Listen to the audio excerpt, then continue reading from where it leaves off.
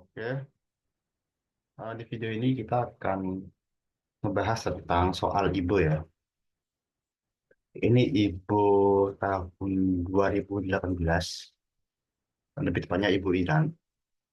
Dan di sini kita akan nyoba untuk bahas 5 soal dulu ya. Ini ada soal tentang bioselmol, banyak kan bioselmol sih. Terus ini juga ada ini ya, soal ekologi biosistematika. Ini lebih ke genetik, terus ini juga genetik campur bioselmol sih. Oke, kita lihat aja yang soal pertama, pathway reconstruction. Jadi di soal pertama ini, ceritanya adalah kita itu ingin melihat bagaimana sih molekul Z itu disintesis melalui molekul X dan Y. Jadi molekul Z itu adalah molekul yang berfungsi untuk menunjang kehidupannya mikroorganisme. Mikroorganisme kalau di Kalau soal ini adalah Neospora ya. Neospora itu semacam fungi, kelompoknya jamur. Jamur yang uniseluler satu sel. Ya. Jadi di sini kita itu ingin merekonstruksi bagaimana Z itu disintesis melalui prekursornya yaitu X dan Y. Nah untuk itu kita itu menyiapkan beberapa strain mutan. Di sini ada 4 mutan ya. Dan masing-masing mutan itu nantinya akan melakukan eh, eksperimen. Di sini ada 3 eksperimen. Yang pertama adalah growth growth eksperimen, eksperimen pertumbuhan. Yang kedua adalah tes komplementasi. Yang ketiga ada tes mating atau tes eh, perkawinan silang, gitu ya. Untuk supaya nggak kemana-mana ya, kita bahas pernyataannya dulu. Kita mulai yang A. Mutasi terjadi pada mutasi didistribusi pada 2 gen atau mutasi terjadi pada 2 gen. Nah, untuk mengetahui, bentar, ini kayaknya kita bingung ya. Kalau langsung ke soal. Bentar, saya ceritain dulu deh. Jadi, compound X, Y, dan Z itu masing-masing diregulasi oleh suatu gen.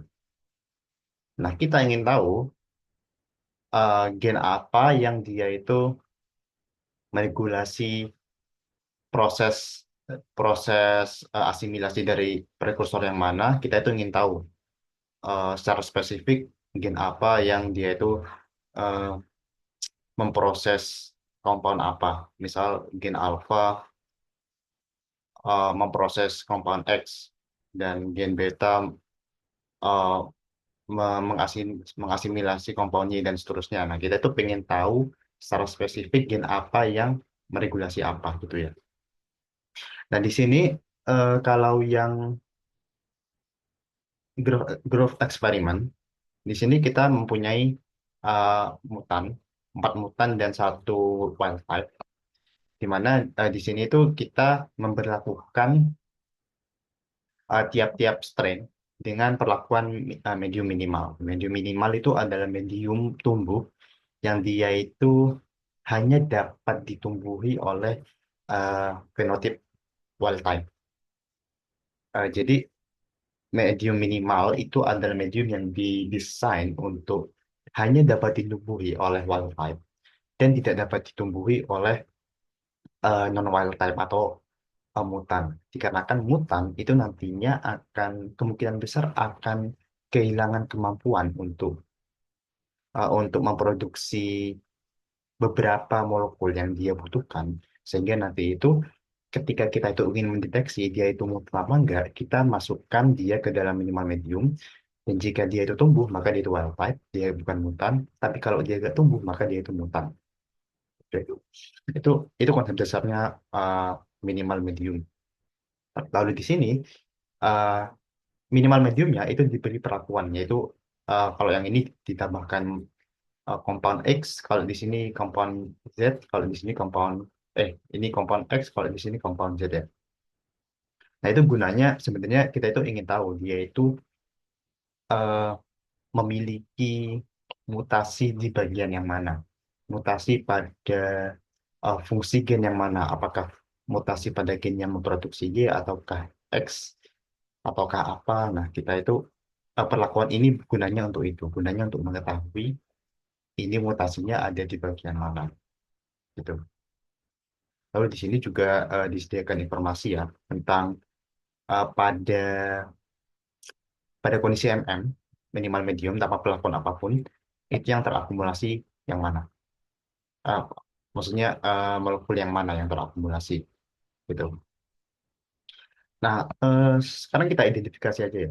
Di sini kalau wall type sudah jelas dia itu di media manapun dia itu sudah pasti bakal tumbuh karena dia itu memiliki set genetis yang lengkap, dia gak mempunyai cacat apapun, jadi dia itu pada medium apapun di sini dia itu akan tetap tumbuh. Sementara itu, mutan satu dia itu memiliki salah satu mutasi pada salah satu gennya. Nah, kita nggak tahu sih. Sekarang kita masih belum tahu ini gennya gen apa yang termutasi, tapi kita tahu bahwa di MM dia itu sudah pasti gak tumbuh ya. Lalu di MM ketika ditambahkan Y, dia itu juga gak tumbuh.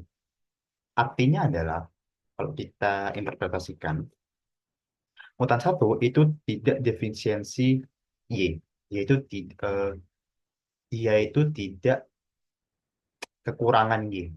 Karena buktinya ketika dia itu diberikan Y, dia itu tetap gak tumbuh. Berarti masalahnya itu bukan di compound Y-nya, tapi di compound lainnya, yaitu compound X. Di sini bisa dilihat kalau minimal mediumnya itu baru ditambah X, dia itu baru akan tumbuh.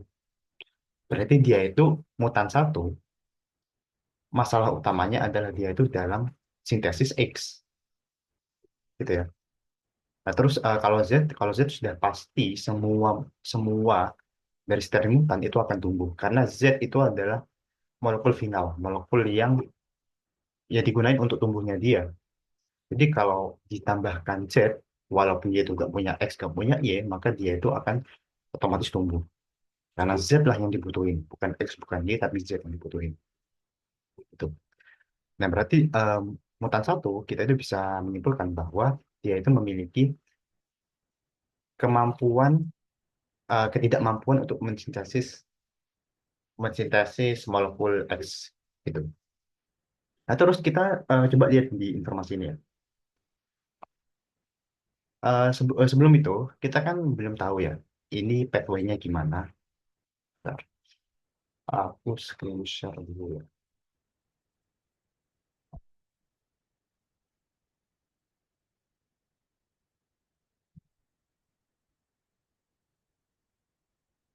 Jawaban, bentar,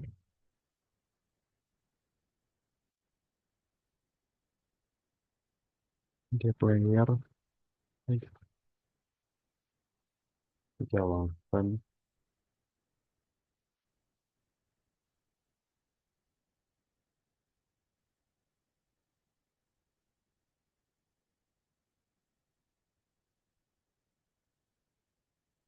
Nah,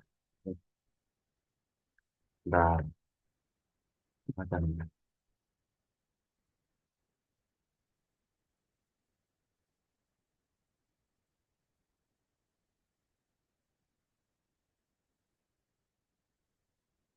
Oke.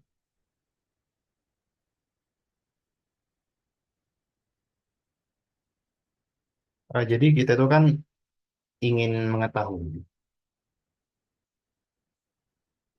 Z, bagaimana dia itu terbentuk dari prekursornya X dan Y. Masalahnya kita itu nggak tahu bagaimana pathway biokimianya. Apakah X di apa digunakan sebagai komponen utama Y, ataukah sebaliknya? Apakah Y justru yang digunakan untuk menghasilkan X? Kita masih belum tahu. Oke. Nah, untuk itu eh, kita itu bisa melihat yang informasi di sini.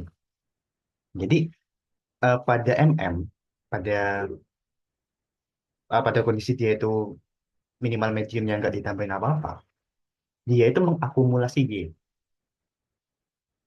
Nah, itu artinya adalah mutan satu itu memiliki kemampuan untuk mensintesis Y, gitu kan ya.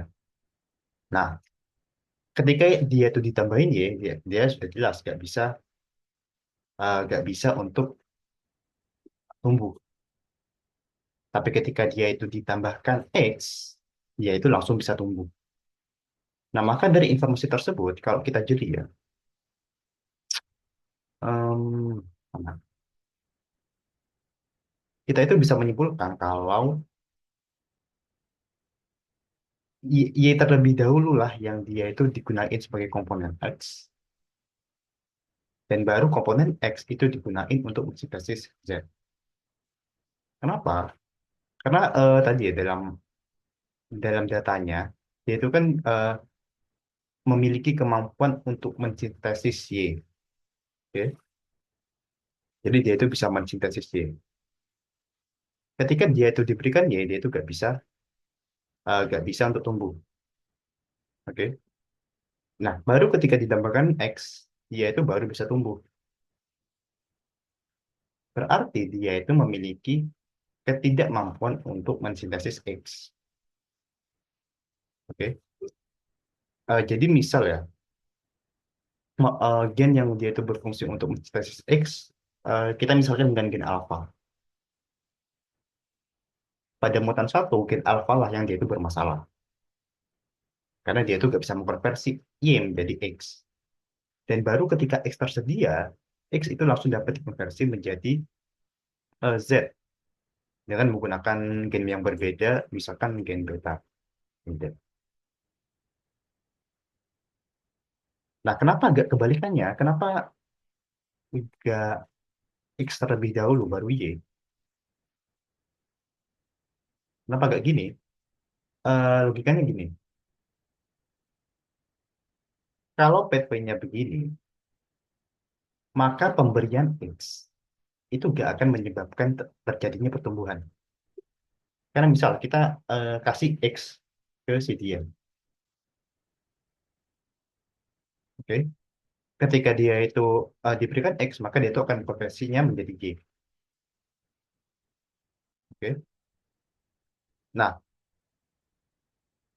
logikanya, kalau pathway-nya begini, ketika kita itu memberikan Y kepada si bakteri, maka dia itu akan bisa langsung tumbuh karena dia itu akan langsung dikonversikan menjadi Z, gitu kan ya? Ya gitu. Tapi pada soalnya dia itu uh, ketika diberikan Y dia itu tetap nggak bisa tumbuh. Itu artinya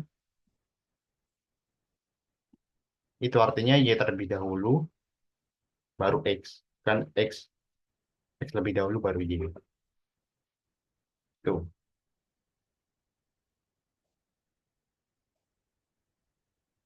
Nah,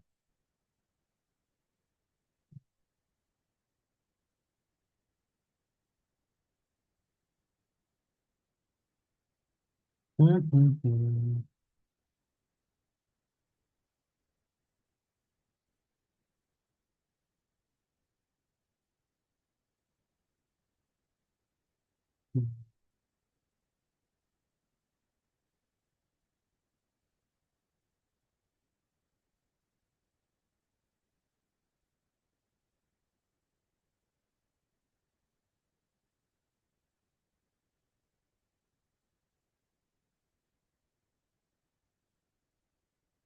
Wah,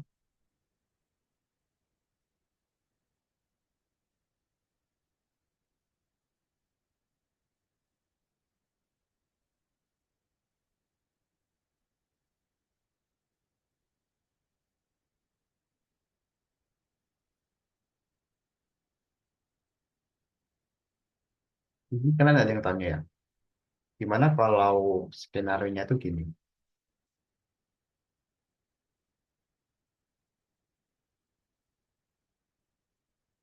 Dimana kalau skenario-nya dia itu sebenarnya X terlebih dahulu, Y, lalu Z. Terus yang terjadi masalah adalah dia itu gen yang bermasalah, gen yang mutan itu adalah gen yang mengkonversi Y menjadi Z. Apakah itu dapat diterima? Jawabannya adalah enggak. Oke. Karena gini, pada tabelnya itu kan sudah diketahui jelas bahwa Y, eh, maksudnya koloninya pada kondisi minimal medium yang nggak dikasih apa-apa, dia itu sudah bisa untuk mengakumulasi Y, compound Y. Nah, maka karena dia itu bisa mengakumulasi compound Y, kalau kita itu ikutin skenario yang di sini, maka logikanya adalah X itu sudah bisa disintesis. Karena nggak mungkin Y itu ada tanpa X. Kalau di skenario ini ya, nggak mungkin Y itu ada tanpa X. Nah, lalu di tabel itu diberitahu bahwa ketika diberi Y, dia itu nggak tumbuh. Tapi ketika dia itu diberi X, dia itu baru tumbuh. Padahal kalau kita lihat skenario ini, kita itu nggak punya masalah dengan produksi X. Karena X itu buktinya dia itu dapat mengakumulasi Y, di mana Y itu eh, apa prekursornya adalah X. Tapi anehnya ketika kita itu beri X, dia itu baru tumbuh. Sementara jika kita beri Y, dia itu nggak tumbuh. Oke. Jadi kan itu yang membuat skenario ini tuh gak logis. Yang membuat logis adalah Y terlebih dahulu, baru X. Dengan gen yang bermasalah itu adalah gen alfanya. Gen yang mengkonversi Y menjadi X. Eh, Gen alfanya bermasalah, jadi ketika kita berikan Y, dia itu gak akan tumbuh, karena dia itu gak bisa mengkonversi Y menjadi X. Tapi ketika kita berikan X, karena gen betanya itu masih normal, dia itu dapat mengkonversinya menjadi Z. Gitu ya. Berarti kita tahu kalau pathway reconstruction-nya itu seperti ini. Y dulu, X dulu, Z. Oke. Terus kita lanjut. Eh, kita lanjut ke mutan 2 ya. Mutan 2 ini mutasinya ada di mana? Jadi di sini diketahui bahwa dia itu dapat mengakumulasi X. Dia dapat mengakumulasi X, terus ketika diberi Y, diberi X, dia itu nggak akan tumbuh. Dari sini kita udah bisa masih tahu bahwa si mutan 2 itu mengalami mutasi pada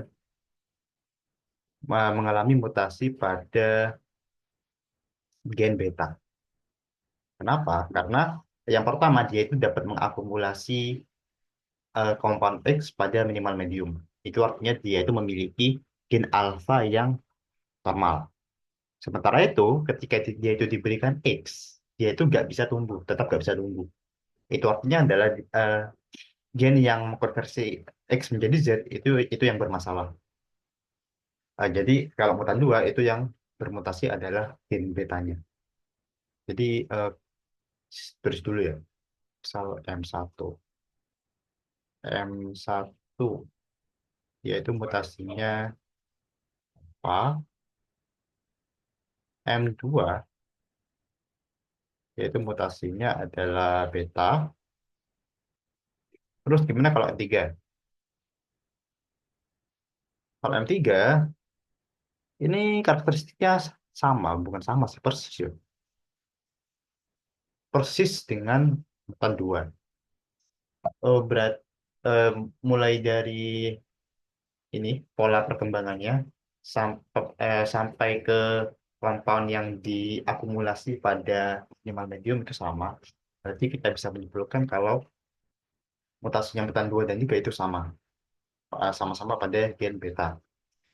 Nah, terus yang mutan 4, nah ini pola pertumbuhannya sama dengan mutan 2 dan 3, tapi di sini yang terakumulasi itu adalah Y. Kalau gini, kita bisa menyimpulkan kalau mutan 4 itu bermasalah pada kedua gennya. Kenapa? Karena yang pertama, dia itu em, kesusahan untuk kesusahan untuk bukan kesusahan, dia itu tidak dapat mengkonversi Y menjadi X. Karena dia itu pada minimal medium, dia hanya bisa mengakumulasi Y. Itu artinya dia itu nggak bisa untuk mengkonversi Y menjadi X. Berarti eh, di sana kita sudah bisa lihat kalau yang bermasalah itu gen alfanya. Sementara itu, ketika kita beri X, gen X, dia itu tetap nggak bisa tumbuh. Itu artinya dia itu nggak bisa mengkonversi X menjadi Z. Berarti gen betanya juga dia itu bermasalah. Berarti intinya kalau kita uraikan, itu beta ya sama ya. Kalau yang tiga, mutan yang ketiga. Nah, baru kalau F4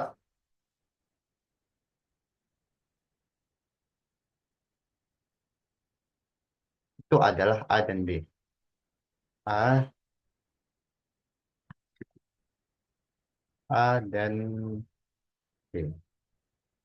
Bukan, bukan A dan B, alfa dan beta. Gitu. Jadi sekarang kita bisa langsung ke pernyataan yang awal.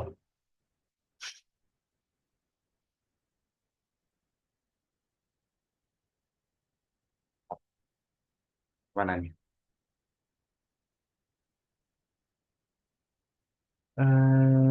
Wait, wait, wait.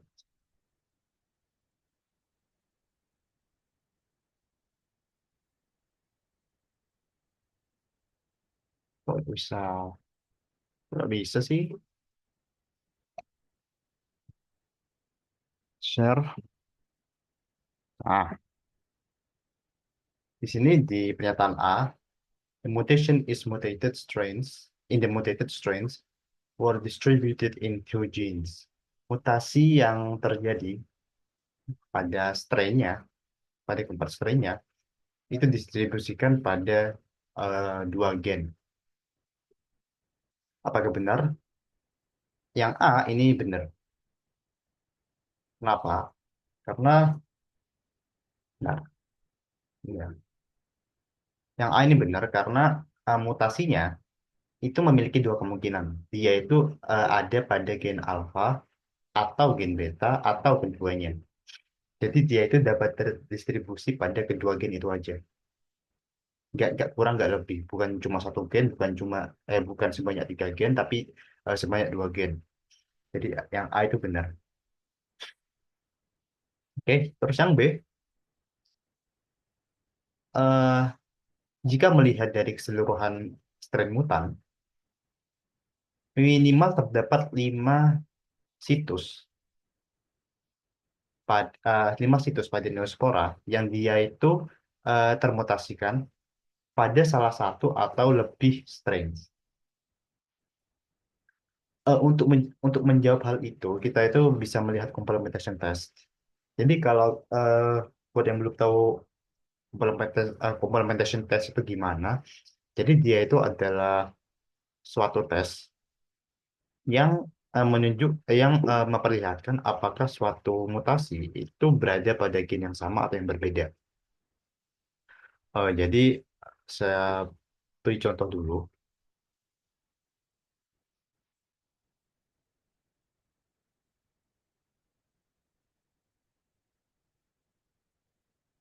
Eh, ini saya hapus ya.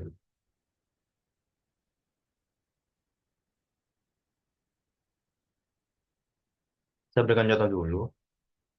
Misal nih, misal saya punya suatu gen, yaitu memiliki mutasi pada lokus A, misal. Misalkan ini gen ya, misalkan dengan kromosom. Terus, kalau dalam complementation test, kita itu menyilangkan antara dua individu. Oke, jadi Misal ada dua individu yang dia itu termutasi, kita ingin tahu apakah mutasi pada keduanya itu berada pada gen yang sama atau beda. Maka yang kita lakukan adalah yang pertama kita pastikan bahwa mereka itu homozigot. Homozigot artinya dia itu termutasi pada pasangan alelnya. Jadi dia itu nanti genotipnya A, A kecil A kecil, misal A itu wild type yang A plus ya. Berarti ya yang termutasikan A aja. Nah, ketika kita melakukan complementation test, kita itu harus memastikan bahwa eh, pasangan alelnya itu semuanya termutasi, nggak ada yang normal. Eh, terus kita itu ketika memiliki dua individu ya, em, kita ingin mengetahui apakah individu satu dan dua itu memiliki mutasi pada gen yang sama atau tidak. Kita itu bisa dengan kita bisa mengetahui itu dengan cara kita menyilangkan dua individu tersebut. Lalu kita lihat hasil dari anakannya. Jika anakannya itu memiliki genotip normal, maka kedua mutan tersebut itu memiliki lokasi mutasi yang berbeda.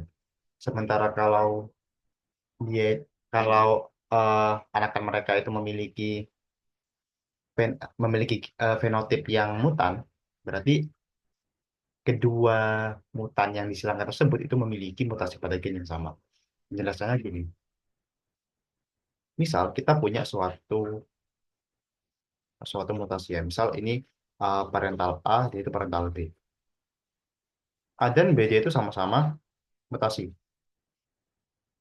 Dia itu sama-sama mutasi dan kita ingin tahu mutasinya itu pada gen yang sama atau enggak. Nah, misal dia itu memiliki mutasi pada gen yang sama.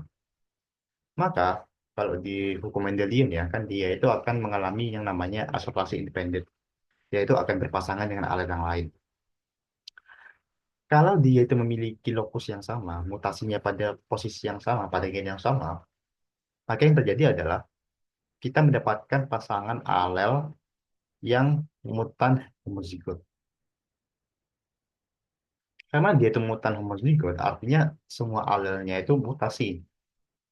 Karena semua alelnya mutasi, maka tidak ada gen yang dia itu akan menutupi sifat dari mutannya, sifat dari gen yang termutasi.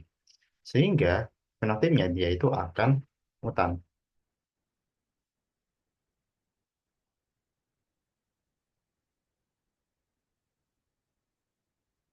Oke?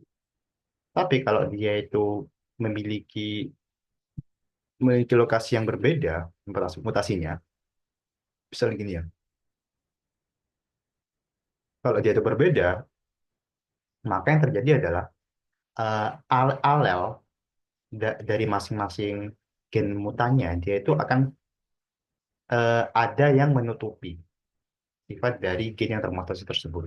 Jadi kan em, alelnya gen ini adalah ini ya, yang satunya ini, yang dia itu paralel atau homolog dengan gen ini. Nah, misal kalau yang gak mutan kita kasih blank space ini, nah, dia bisa hapus. Nah, sementara yang mutan dia itu memiliki garis-garis.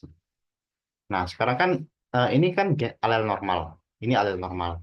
Sementara itu tiap-tiap alelnya dia itu memiliki pasangan yang tidak normal, yang mutan. Nah, maka yang terjadi adalah alel ini dia itu akan menutup sifat dari alel mutan ini. Sementara alel yang ini juga, yang alel yang kedua, dia itu akan menutupi sifat mutan dari si pasangannya. Jadi hasil bersihnya adalah di anakannya dia itu akan normal, normal, paletet gitu deh. Yaitu akan WT, oke, normal. Terus kita lanjut lagi. Siap. Nah, sekarang kita lihat ke tes komplementasinya. Di complementation test itu kita menghilangkan antara mutan satu dengan mutan yang lainnya. Jadi di sini mutan satu dihilangkan dengan mutan satu dalam satu kolom ini. Itu artinya mutan satu dihilangkan dengan mutan 2, 3, dan 4, dan seterusnya dan seterusnya. Jadi kalau misal kolom pada bagian ini ya, berarti dia itu adalah persilangan antara mutan 2 dengan mutan 4. Jadi cara membacanya seperti itu. Kalau plus dia itu tumbuh, kalau minus berarti dia itu tidak tumbuh. Terus cara menginterpretasikannya adalah ini. Jika kita melakukan jika kita melakukan satu persilangan di mana hasil persilangannya itu adalah negatif, maka kita itu bisa menyimpulkan bahwa eh, letak gen antara mutan satu dan mutan yang kita silangkan itu memiliki letak yang sama. Oke? Jadi misal nih, mutan satu dengan mutan 4. Mutan satu, ketika dia itu disilangkan dengan mutan 4, dia itu tidak dia itu tidak tumbuh. Kalau dia tidak tumbuh, maka kita dapat menyimpulkan bahwa lokasi mutasinya mutan satu itu sama dengan lokasi mutannya dia itu memiliki lokasi yang sama dengan mutasinya mutan 4. Karena dia itu mutasinya pada letak yang sama, maka kita itu eh, dapat menganalisis bahwa lokasinya mutan satu dan lokasi mutasinya mutan satu dan mutan 4 itu sama. Karena tidak ada tidak ada alel yang itu akan menutupi. Eh, tidak tidak akan ada alel yang dia itu menutupi sifat dari mutannya. Gitu. Oleh karena itu dia itu nggak bisa tumbuh karena dia itu memiliki sifat mutan. Nah, sementara itu tetap kita lihat ke mutan 4 ya. Ketika mutan 4 disilangkan dengan mutan 2, dia itu tetap tidak tumbuh. Nah, jadi tidak tumbuh, maka kita dapat menyimpulkan lagi bahwa lokasi mutasinya mutan 4 itu sama dengan mutan 2. Juga dengan mutan 3. Mutan 3, maka dia itu juga nggak tumbuh. Oke, gitu kan ya.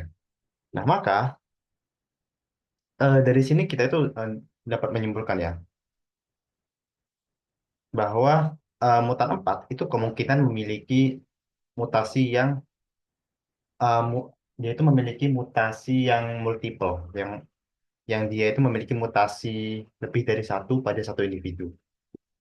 Kenapa? Karena yang pertama ya, kita tahu bahwa mutan satu dan mutan 2 itu memiliki eh, lokasi lokasi mutasi yang berbeda.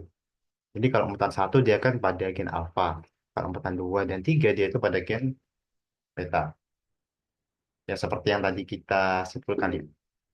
Mutan satu itu alfa, 2 dan 3 itu beta, dan 4 itu alfa dan beta. Nah, maka dia itu hasilnya nggak akan dia itu ketika disilangkan dengan mutan lain nggak akan tumbuh karena mutan 4 itu memiliki lokasi mutasi yang dimiliki oleh mutan satu dan satu sampai 3. Oleh karena itu dia itu pada semua persilangan yang dia lakuin dia itu nggak akan tumbuh. Nah, jadi untuk melihat soal yang B, kalau kita melihat semua mutan strain minimal ada lima site itu apa ya? Ada 5 lokasi berbeda pada Dinospora yang dia itu termutasi pada satu atau lebih strain. Dan ini jelas salah. Karena yang pertama nggak ada 5 mutasi, mentoknya cuma 2. one or more strain, satu atau lebih strain itu salah. Karena dia itu cuma satu. Ya, satunya benar sih. Kan or ya. Or berarti salah satunya itu harus, salah satunya harus benar gitu. Nah, kalau pernyataan ini benar sih. One or more itu benar. Tapi yang buat salah itu adalah five different sites. Lima lokasi yang berbeda itu salah. Oke. Terus yang C. Minimal terdapat dua mutan strain yang berupa double mutans. Dia itu memiliki lebih dari satu mutasi. Apakah benar? Kalau double mutan itu benar. Oke. Yang buat salah itu adalah at least two, dua. Itu jelas salah ya, karena yang memiliki double mutan dia itu cuman yang empat. Oke. Eh, Berarti ini salah. False. Kamu untuk uji jawabannya kita cari, bukan kita cari, kita lihat akhir-akhir ya. Terus yang D, ya. Eh, mut- eh, situs mutasi pada mutan 3 dan sorry, situs mutasi pada mutan 3 itu terletak di antara mutan 2 dan mutan 4. Oke, jadi mungkin kita gambarkan ya, biar gampang. Saya push. Jadi misal ini kromosom. Ah, misal ini kromosom. Ini ada tiga situs gen.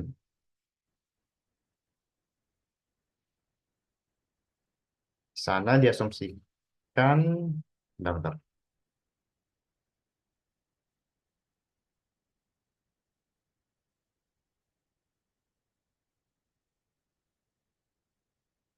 diasumsikan kalau mutan 3 itu berada di antara mutan 2 dan 4. Berarti eh, mutan 3 ya. Oke, berarti sini 3, sini 2, sini 4. Asumsinya gini kan ya. Apakah itu benar? Kita lihat. Mutan 3 berada di antara mutan 2 dan mutan 4. Sebenarnya kita itu bisa lihat dari complementation test. Kalau kita lihat, yang D itu sudah jelas salah. Kenapa salah? Karena jika mutan 3 itu berada di antara mutan mutan 2 dan mutan 4, ya, situs mutasinya, itu udah salah karena jika dia itu di antara mutan 2 dan mutan 4, maka ketika mutan 3 disilangkan dengan mutan 2 misal, maka dia itu akan tumbuh. Kenapa akan tumbuh? Karena eh, situsnya mutan situsnya mutan 2 yang dia itu sama lokasinya dengan mutan 3 itu tidak, eh, maksudnya dia itu masih normal. Jadi kalau kita lihat di sini, di lokasinya mutan 3 kan memiliki lokasi di sini, yang sini. Sementara itu, eh, pada mutan 2 dia itu memiliki lokasi di sini, mutannya di sini. Sementara lokasi yang dia itu homolog dengan yang 3 dia itu masih normal. Itu artinya alelnya alelnya gen 2 yang dia itu masih normal akan menutupi sifat mutan dari lokasi mutasinya gen 3, dan juga sebaliknya, lokasi mutannya gen 2 itu akan ditutupi sifatnya oleh alel alel normal yang dia itu posisinya sama dengan alel mutan di mu- uh, mu- alel mutan pada mutan yang kedua pada individu mutan ketiga. Jadi ini menutupi ini, sementara ini menutupi ini. Alhasil dia itu akan normal. Dan dari sana, di sini kan di complementation testnya sudah agak sudah jelas dia itu gak akan tumbuh, berarti Yang D ini salah. Ya. Yang D salah. Atau kalau pengen gampang ya kita lihat aja dari yang data pertama. Kalau data pertama kan kita tahu kalau mutan satu itu alfa, di dua, dua beta, tiga beta, dan empat alfa dan beta. Ya udah kita apakah mutan tiga itu memiliki apakah posisinya mutan tiga itu di antara mutan dua kan enggak, dia itu kan sama. Apanya lokasinya itu sama gitu. Tapi gak ada salahnya kalau kita lihat yang ini biar memastikan aja gitu. Misal ada apa pengecohan atau apa supaya lebih aman kita lihat aja yang di sini. Jadi salah ya. Terus yang E, diprediksi bahwa 25% dari spora hasil dari perkawinan antara mutan 2 dan wild type itu akan menjadi prototroph. Prototroph itu artinya wild type, memiliki genotip yang normal, fenotip yang normal. Oke. Eh, apakah iya?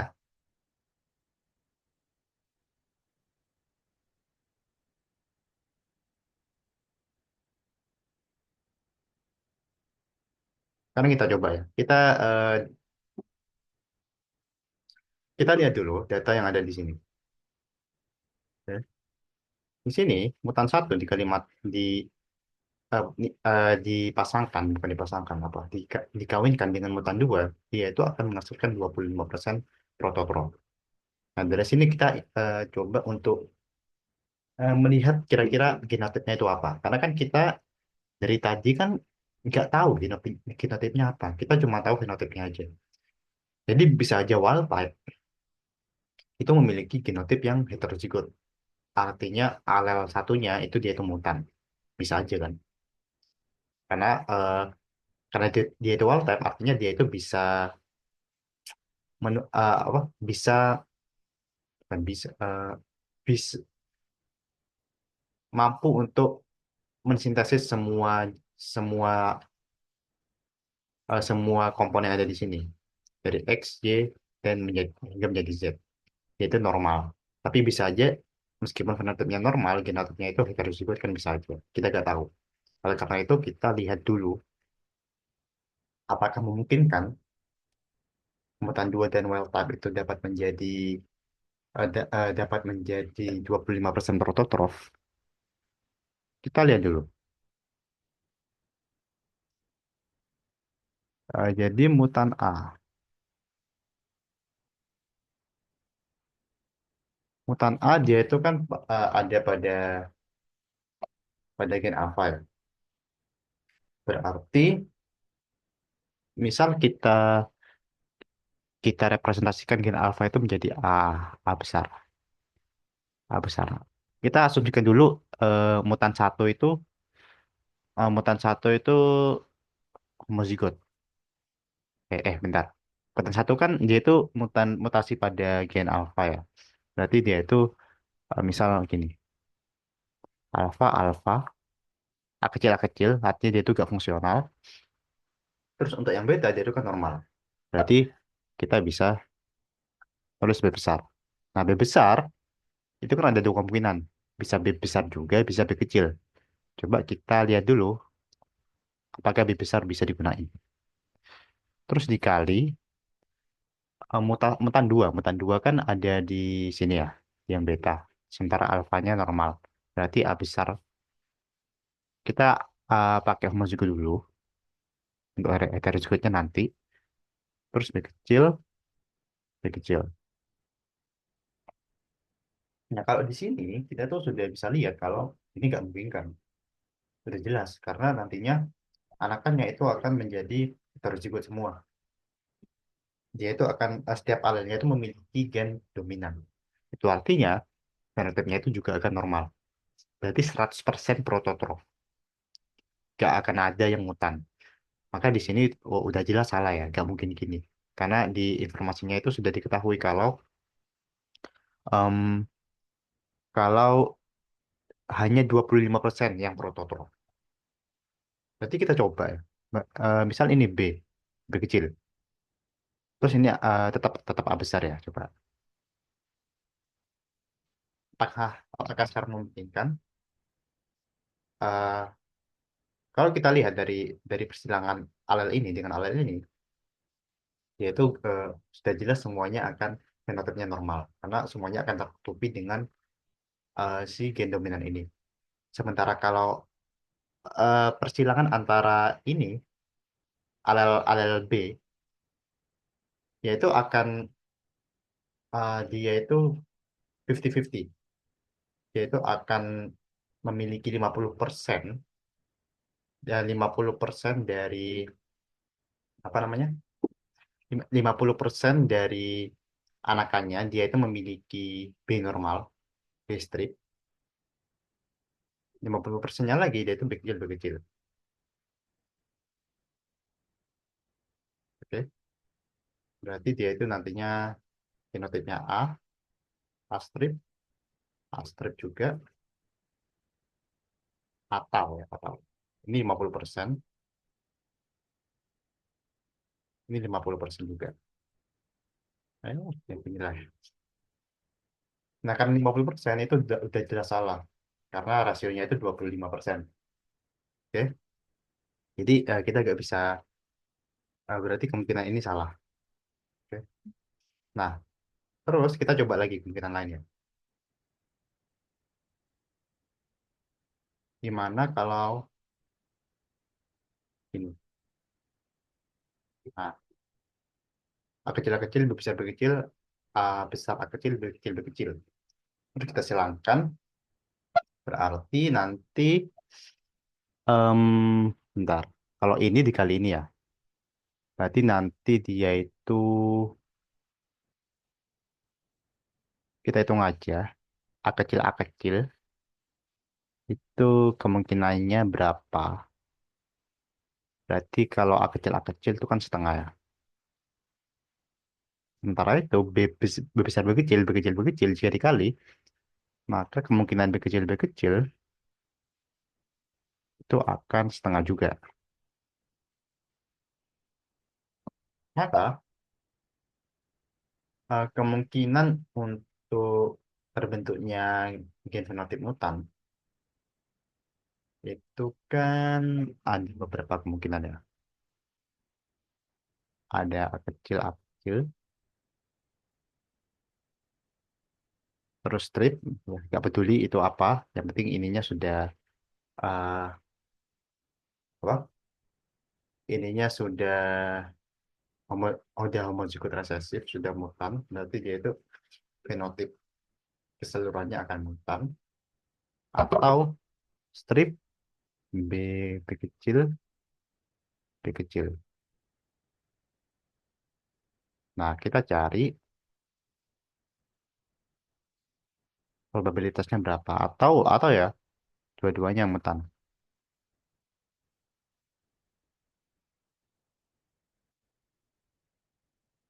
Ya, intinya kita satukan probabilitasnya, kita menggunakan addition rule, hukum penjumlahan. Nah, terus kita lihat probabilitas totalnya berapa. Oke. Eh, oke. Untuk genotip ini itu kan kita setengah, kecil-kecil kan setengah. Sementara itu B besar, bentar. Misal ini jangan gini deh. Misal ini B besar, B kecil. Kalau B besar B kecil berarti dia itu setengah. B besar B kecil itu kemungkinannya juga setengah ya. Berarti ini seperempat. Iya kan? Ya benar. Terus misal ini kita ganti A besar A kecil.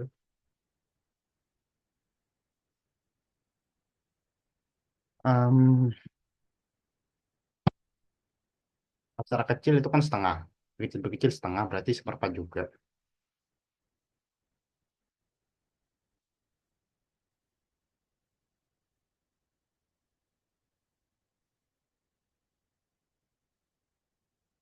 Kan ya?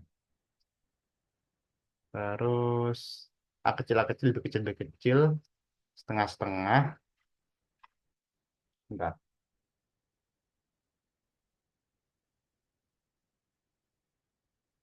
Um, wait.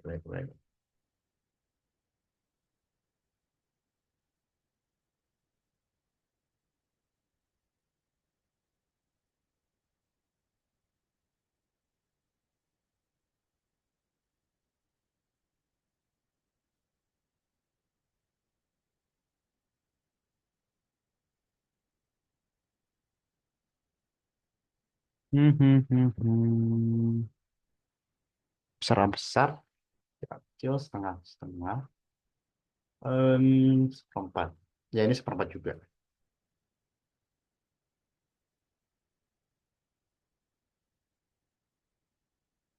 Berarti dengan menggunakan hukum penjumlahan, berarti kita itu tambahkan seperempat, seperempat, seperempat tambah seperempat, berarti 3/4. 3/4 itu totalnya. 3/4 itu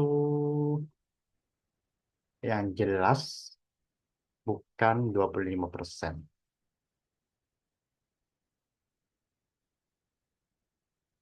Tapi kalau kita lihat di sini ya, sebenarnya s- saya juga bingung. Ini kemungkinan genotipnya gimana? Karena setelah ya itu tadi, setelah kita melihat kemungkinannya, dia, dia itu tetap tidak memenuhi persentase prototrofnya. Dan persentase prototrofnya, eh, sebentar. Oh enggak sih, benar. Ini benar. Eh, ini kan yang dia itu termutasi ya. Ini mutasi, ini mutan, ini mutan, ini mutan. Yang mutan itu 3/4. Berarti sisanya kan prototrof. Berarti prototrofnya itu seperempat. Ya benar, benar. Berarti em, genotip dari mutan satu dan 2 itu adalah seperti ini. Nah, kita kan cuma pengen tahu yang mutan 2 ya. Berarti kita itu cuma lihat ini aja. Berarti mutan duanya itu A besar A kecil, B kecil, B kecil genotipnya.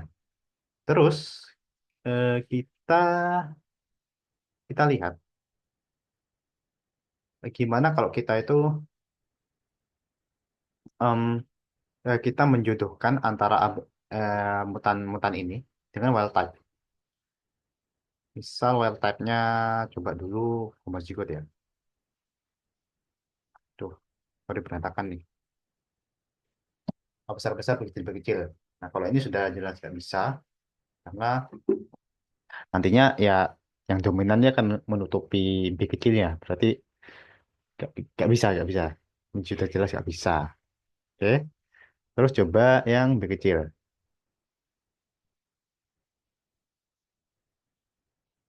Yang B kecil, ada kemungkinan dia itu akan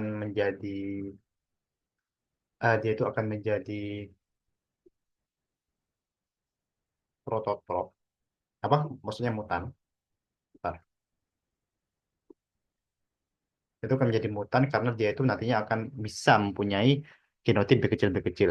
Karena ini kalau dikali ini dia itu akan menjadi 50% B besar B kecil, 50% B kecil B kecil. Berarti em, kemungkinan dari terjadinya mutasi, terbentuknya mutasi itu adalah setengah. Ini gak usah kita hitung karena dia itu sudah pasti dominan. Dia itu sudah pasti fenotipnya normal. Karena eh, alel dominannya itu sudah menutupi mutannya yang A kecil ini. Berarti kalau gini dia itu nantinya 50%. 50% mutan, berarti dia itu 50%-nya lain, yaitu prototrof. Dimana itu gak sesuai dengan yang ada di penyataan. Mintanya kan 25. Sebenarnya ya, dari kita nyoba-nyoba seperti ini, kita itu bisa langsung menyalahkan aja. kita itu bisa langsung menyalahkan. Kenapa? Karena em, di sini itu genotip dari wild type-nya itu sangat-sangat tidak uh, tidak diketahui. Bukan tidak diketahui apa ya?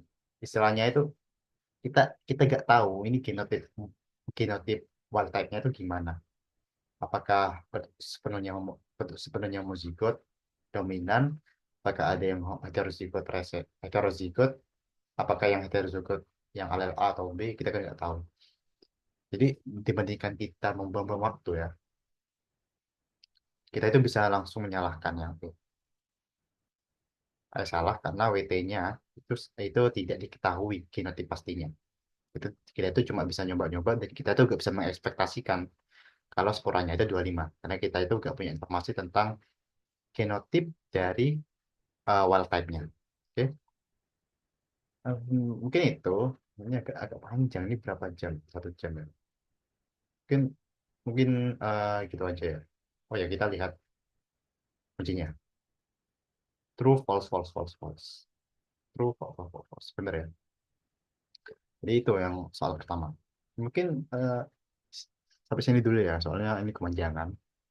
Kita lanjut lagi, atau kapan. Mungkin gitu aja. Ya, sekian.